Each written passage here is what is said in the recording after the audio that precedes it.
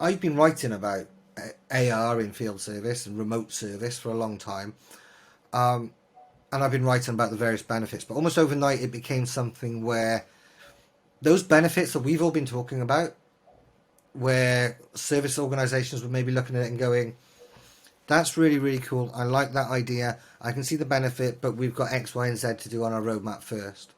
Those conversations kind of went overnight to, I need that solution now. How do I do zero touch? How do I get to my client's assets without breaking their biosecurity?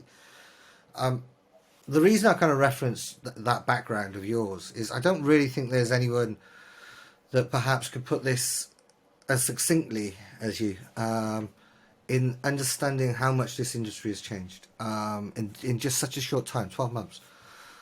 So maybe that's a good starting point to kick the conversation on. You know, just how big is this change across 12 months when it comes to remote service in our sector?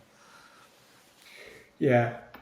So the word that comes to mind, Kris, is a seismic change, a transformative change, a change that I hadn't seen in 30 years in service happen virtually overnight.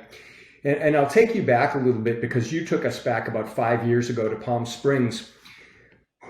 We used to show the technology to service executives and they'd look at it and the first thing they would say is cool. That's a really cool technology. And then they'd think and say, how can my service organization benefit from this technology? What are the outcomes we're looking to get using the technology? But 5 years ago, the majority of service executives weren't ready to implement a remote visual assistance program into their service organization.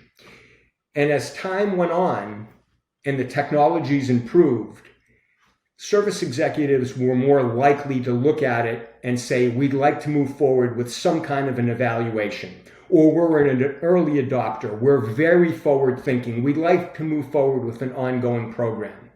And as the years went on, we saw more and more companies do that, and remote became more and more part of the service delivery process. And then almost a year ago today, Kris, the pandemic hit and service changed forever. There's no doubt about that.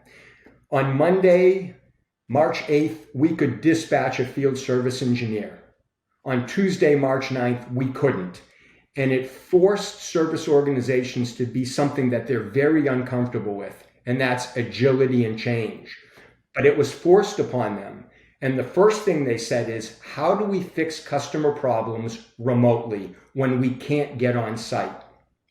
And it really changed the way they viewed service. It changed the way customers received service. It changed the way they delivered service. And it changed the landscape of service forever. Yeah.